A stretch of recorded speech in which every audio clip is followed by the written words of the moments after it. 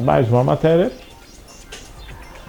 Câmara aprova PEC da reforma tributária. A Câmara dos Deputados aprovou em primeiro turno o texto base da reforma tributária por 382 votos a 118, com 3 abstenções. A proposta da emenda à Constituição reformula a tributação sobre o consumo. A aprovação em segundo turno ocorreu na madrugada, aproximadamente a 1h40 da manhã.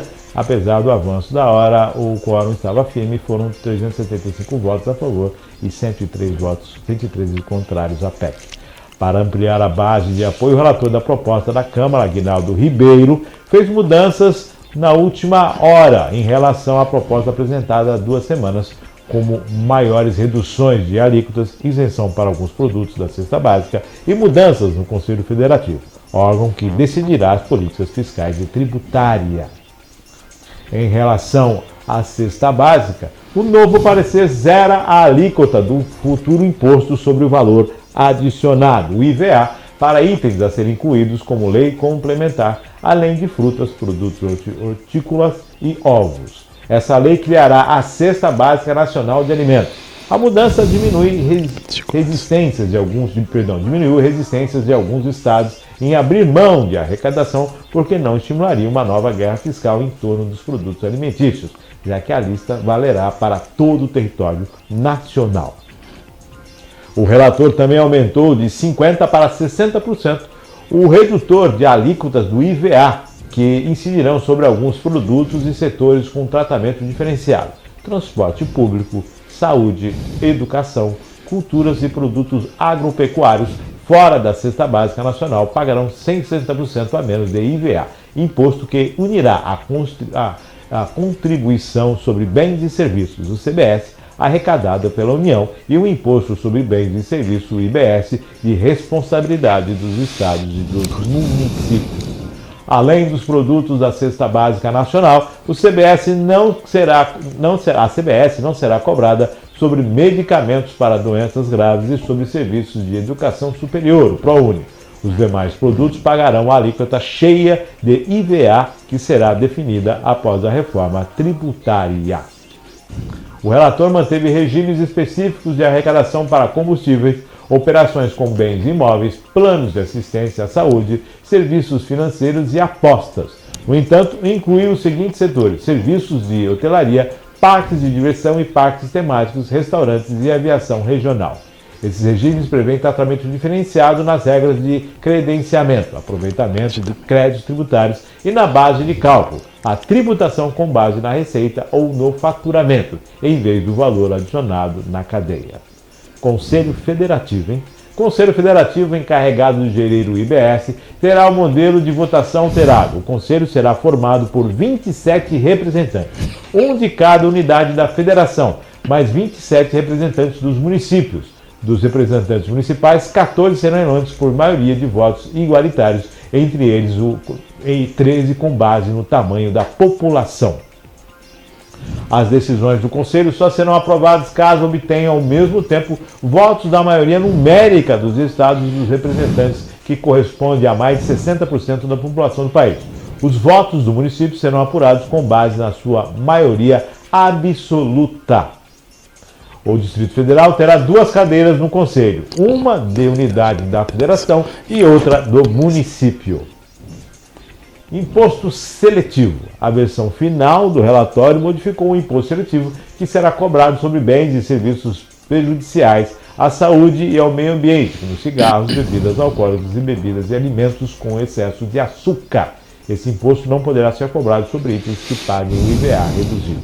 A medida evita que o imposto seletivo incida sobre itens de agropecuária que seriam prejudiciais ao meio ambiente, como agrotóxicos e defensivos agrícolas. A mudança havia sido pedida pela Frente Parlamentar do Agronegócio como condição para aprovar a reforma tributária. Fundo Regional. Criado para estimular o desenvolvimento de estados que não poderão mais recorrer à guerra fiscal, reduções de impostos locais para atrair investimento, o Fundo Nacional de Desenvolvimento Regional foi mantido em 40 bilhões. Diversos estados pediam aportes maiores de 75 bilhões. A nova versão do relatório, no entanto, não trouxe os critérios para a divisão dos resultados do fundo entre esses estados. O tema será definido após a reforma tributária. Para conseguir o apoio da bancada do Amazonas, a reforma tributária, o relator ajustou os artigos relativos à Zona Franca de Manaus e às zonas de processamento de exportações, para tornar mais claro o tratamento diferenciado e as vantagens de empresas instaladas nas áreas. Cashback e heranças. O parecer final informou que o cashback, devolução parcial de impostos, terá como base a redução de desigualdade de renda, uma vez que a diminuição da desigualdade de raça e de gênero. A mudança atende a reivindicações dos parlamentares conservadores que ameaçaram não votar a favor da reforma tributária caso a expressão não fosse retirada. O cashback institui a possibilidade de devolução ampla de parte do IBS e da CBS às pessoas físicas. A ideia inicial do grupo de trabalho da Câmara, que discutiu a reforma tributária, era incluir na proposta de emenda a constituição de um mecanismo de devolução às famílias de baixa renda, semelhante ao existente em alguns estados. As condições de ressarcimento serão definidas por meio de lei complementar. Em relação a heranças, o novo relatório isentou de imposto de transmissão, causa-mortes e doação, ITCMD, as transições para entidades sem fins lucrativos com finalidade de relevância pública e social, inclusive as organizações assistenciais e beneficentes de entidades religiosas e institutos científicos e tecnológicos. Uma lei complementar definirá as condições para essas isenções. A progressividade, alíquota mais altas para heranças maiores, foi mantida. A questão dos impostos relacionados ao consumo, né, o ICMS, os impostos. Eu não sei como é que ficou essa questão da produção. De fato, esse texto para mim é novo. Para todos. Vamos aguardar. Existem leis complementares a serem aplicadas. A questão do assento dos municípios, né, na questão do Conselho Federativo. Chama atenção para os municípios produtores que têm um menor número de habitantes. Né? No caso da cidade de Cubatão, ela tem uma arrecadação enorme e um número de habitantes muito menor. Se realmente a devolução, em parte do ICMS, esse percentual do ICMS for mudado, a cidade pode ter um prejuízo muito grande. Não só a cidade de Cubatão, mas todas as cidades produtoras, que são em menor número de população. Então, tudo isso tem que vir à baila.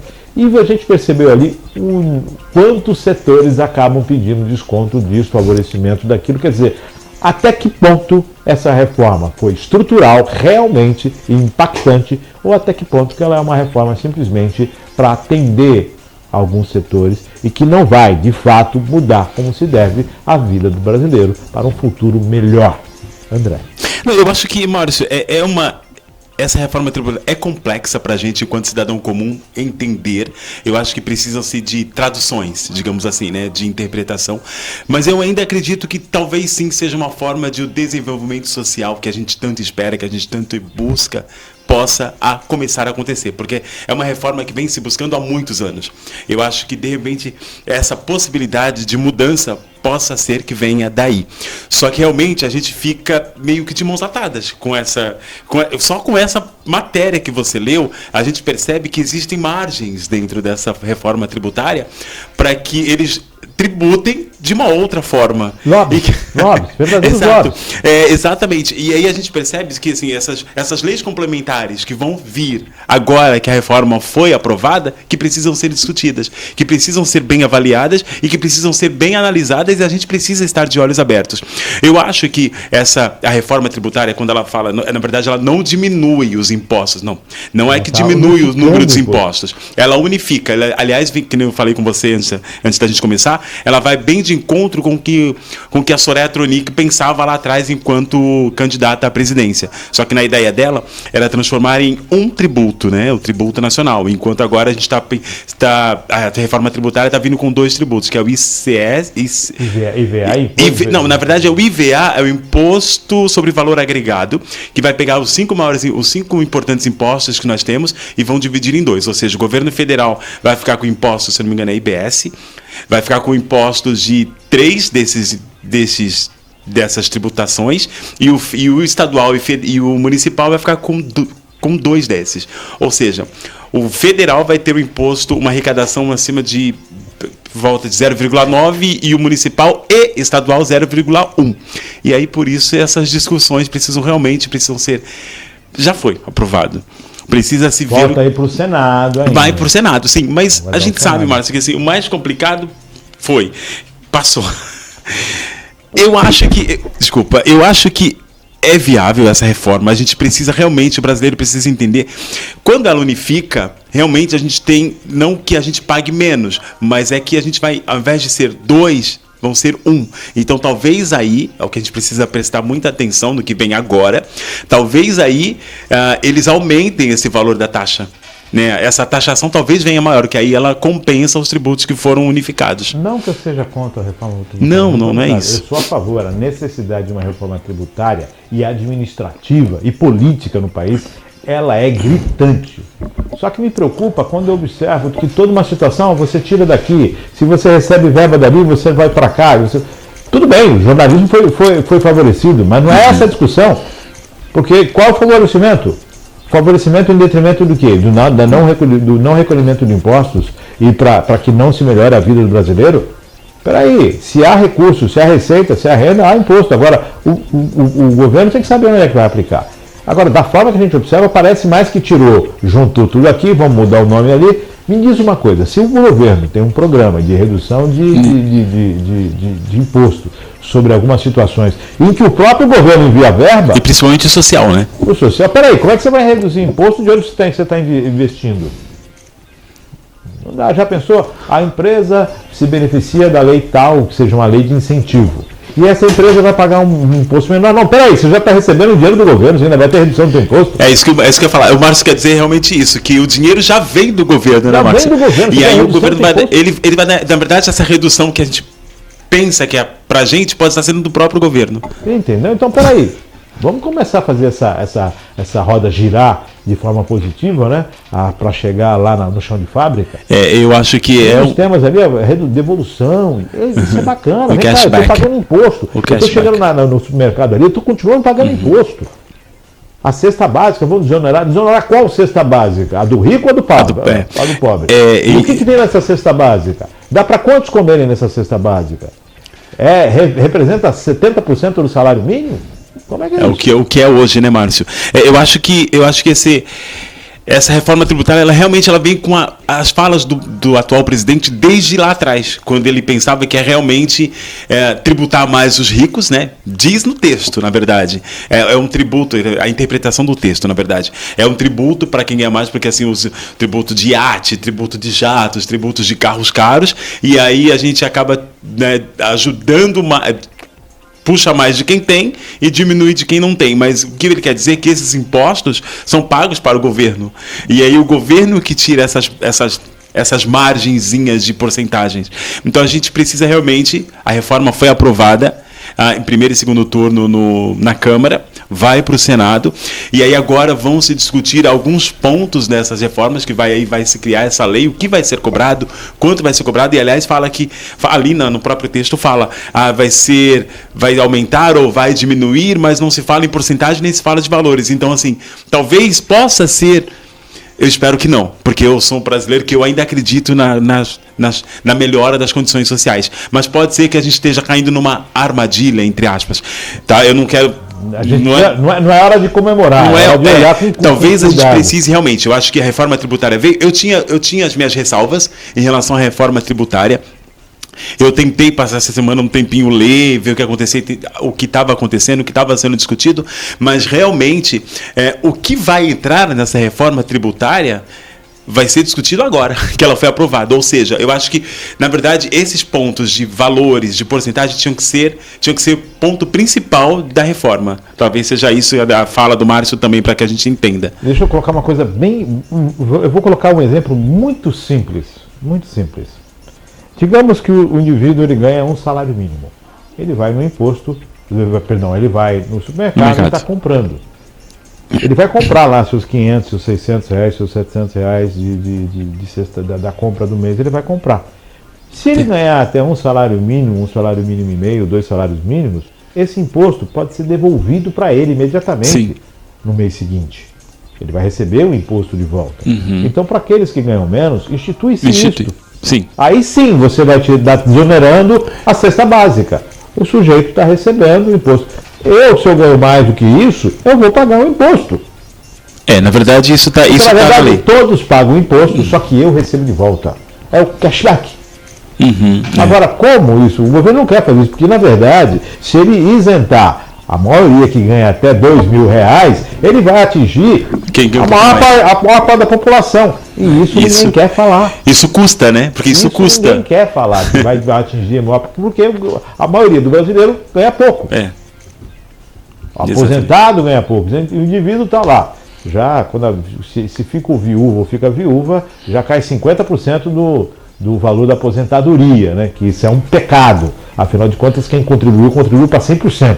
Não contribui para 50%. Não contribui para 50%, até menos, se descontar 50%, devolve o restante que ele pagou. E é engraçado quando você fala desses cashbacks, e aí a gente fala, precisa, mas aí a gente está falando de uma democracia. A gente está falando de uma democracia, tipo assim, é claro que tipo assim, eu ganho mais do que o meu amigo do lado, não que eu esteja olhando para o meu umbigo, eu preciso, não, mas a gente fala de recurso público.